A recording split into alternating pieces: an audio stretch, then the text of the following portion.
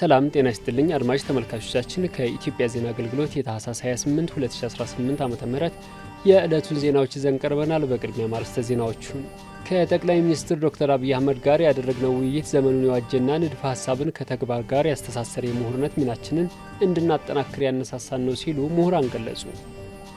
የህዝብ ተወካዮች ምክር ቤት በመደበኛ ስብሰባው የኢትዮጵያ መገናኛ ብዙሃን ባለስልጣን ዋና ዳይሬክተርና የ34 የፌዴራል ከፍተኛ ፍርድ ቤት እጩ ዳኞችን ሹመቶች መርምሮ አጸደቀ። የኢየሱስ ክርስቶስ የልደት በዓል ሲከበር ከጸሎትና ምስጋና ባለፈ የተቸገሩ ወገኖችን በመርዳትና በመደገፍ ማሳለፍ እንደሚገባ የሃይማኖት አባቶች ገለጹ።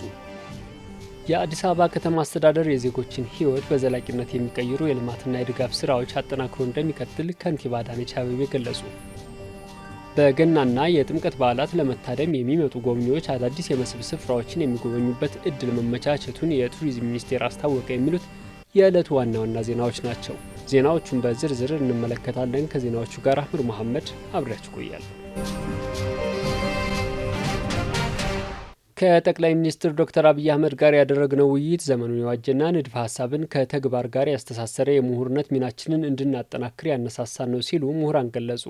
ጠቅላይ ሚኒስትር ዶክተር አብይ አህመድ አዲስ አበባ ዩኒቨርሲቲ የተመሰረተበትን 75ኛ ዓመት በማስመልከት በተዘጋጀ የውይይት መድረክ ላይ ጥናታዊ ጽሑፍ በማቅረብ ከምሁራን ጋር ሰፊው ውይይት አካሂደዋል።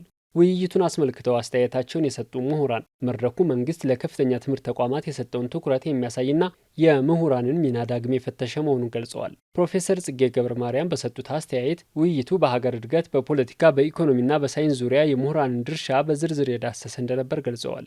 ምሁር ከራሱ ሙያ ባሻገር ማህበረሰቡን የማገልገል ግዴታ እንዳለበት የጠቀሱት ፕሮፌሰሩ የምርምር ስራዎችም ችግር ፈችና ለሕዝብ ጠቃሚ መሆን እንዳለባቸው አጽንኦት ሰጥተዋል። የሀገርን ዘላቂ እድገት ለማረጋገጥ የመንግስት የምሁራንና የህዝብ ቅንጅት ወሳኝ ነው ያሉት ፕሮፌሰር ጽጌ የዳበረ የውይይት ባህል ሁሉም የድርሻው እንዲወጣ መነሻ እንደሚሆን ጠቁመዋል። ፕሮፌሰር ምትኬ ሞላ በበኩላቸው መንግስት ለከፍተኛ ትምህርት ተቋማት የሰጠው ትኩረት በተግባር የታየበት መድረክ መሆኑን ገልጸዋል። ምሁራኑ ከዘመኑ ቴክኖሎጂ ጋር በፍጥነት መራመድና ንድፈ ሐሳብን ከተግባር ጋር በማቆራኘት ለማህበረሰቡ የመፍትሄ አቅጣጫዎችን ማመላከት እንዳለባቸው የተሰጠው አቅጣጫ ወሳኝ መሆኑን አስረድተዋል።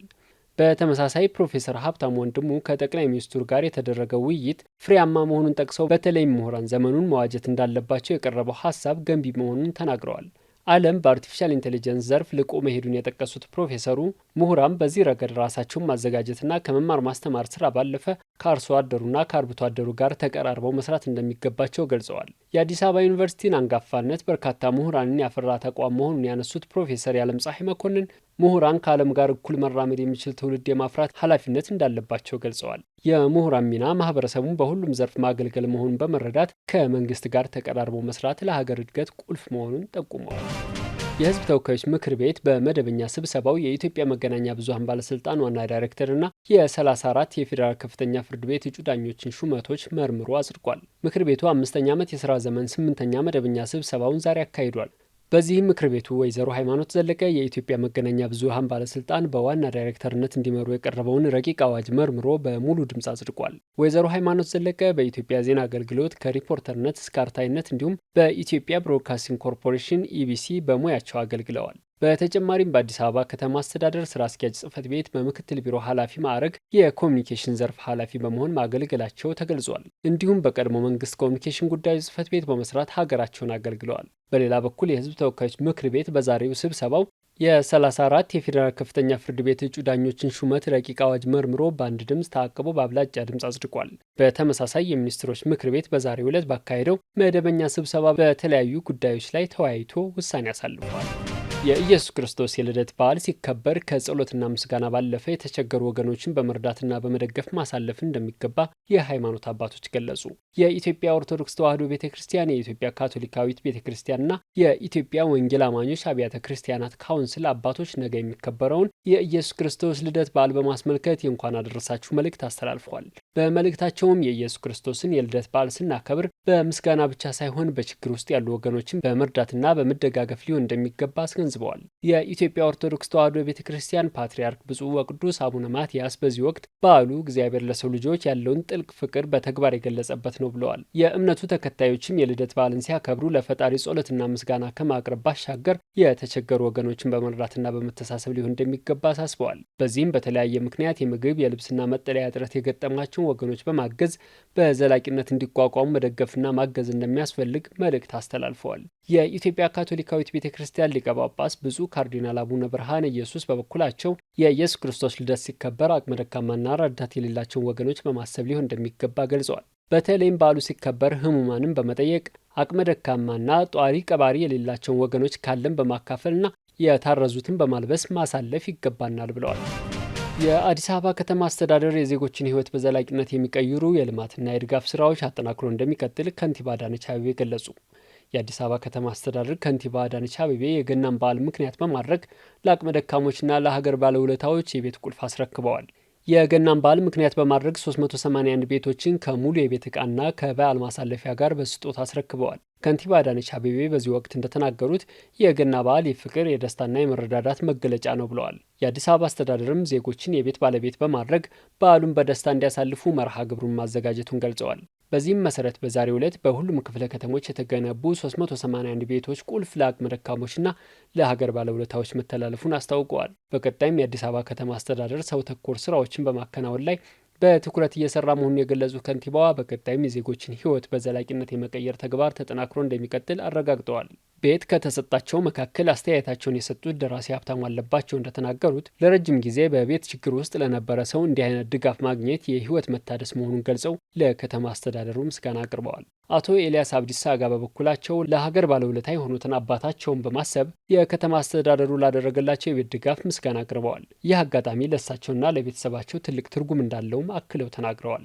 የመጠለያ ችግራቸው በአስተዳደሩ ተቀርፎ በሰላም ውዬ በሰላም የሚገባበት ቤት በማግኘቴ አስተዳደሩን አመሰግናለሁ ያሉት ደግሞ ወይዘሮ አያልነሽ ብርሃኑ ናቸው።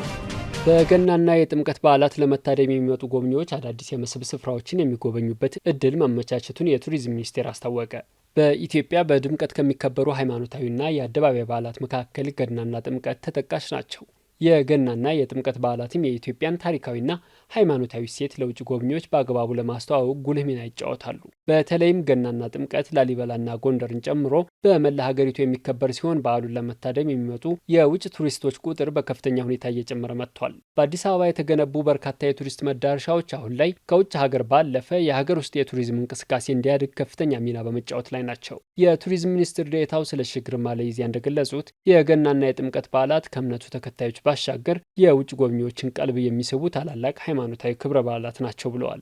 በበዓላቱ ለመታደም የሚመጡ ጎብኚዎች የኢትዮጵያን የሚዳሰሱና የማይዳሰሱ ቅርሶችንና የአደባባይ በዓላትን በማስተዋወቅ ለቱሪዝም እድገት ወሳኝ እድሎች መሆናቸውን ገልጸዋል። በዚህም በበዓላቱ ለመታደም የሚመጡ ጎብኚዎች የተሻለ ቆይታ እንዲኖራቸው ማድረግ የሚያስችል አስፈላጊ ቅድመ ዝግጅት መደረጉን ተናግረዋል። የገናና የጥምቀት በዓላት በድምቀት ከሚከበርባቸው አካባቢዎችም ለባለድርሻ አካላት ስልጠና በመስጠት የቱሪስቶችን የአገልግሎት እርካታ ለመፍጠር ዝግጅት መደረጉን አንስተዋል። ከዓለም ክፍሎች በገናና የጥምቀት በዓላት ለመታደም ለሚመጡ ጎብኚዎችም በተለያዩ የመረጃ አማራጮች የበዓላቱን ታሪካዊ ዳራና በድምቀት የሚከበርባቸውን ስፍራዎች የማስተዋወቅ ስራ እየተሰራ ነው ብለዋል። በቱሪዝም ሚኒስቴር አስተባባሪነት አስጎብኚዎችና ባለድርሻ አካላት አዳዲስ የመስህብ ስፍራዎችን በማስተዋወቅ ጭምር የጎብኚዎችን የቆይታ ጊዜ የተሻለ የሚያደርግ ስራ እየተሰራ መሆኑን አንስተዋል። በተቀረጹ የጉብኝት ፓኬጆችም በጥምቀትና የገና በዓላትን ለመታደም የሚመጡ ጎብኚዎች አዳዲስ የመስህብ ስፍራዎችን የሚጎበኙበት እድል መመቻቸቱን አስታውቀዋል። የጎብኚዎችን የቆይታ ጊዜ በማራዘም የተሻለ የጉብኝት ምህዳር ለመፍጠር አስጎብኚዎች፣ ሆቴሎችና ሌሎች ባለድርሻ አካላት ጋር በትብብር እየተሰራ እንደሚገኝም አብራርተዋል። የተከበራችሁ አድማጭ ተመልካቾቻችን የዕለቱ ዜናዎች እነዚህ ይመስሉ ነበር። ከዜናዎቹ ጋር አህመድ መሐመድ አብሬያችሁ ቆየሁ። መልካም ጊዜ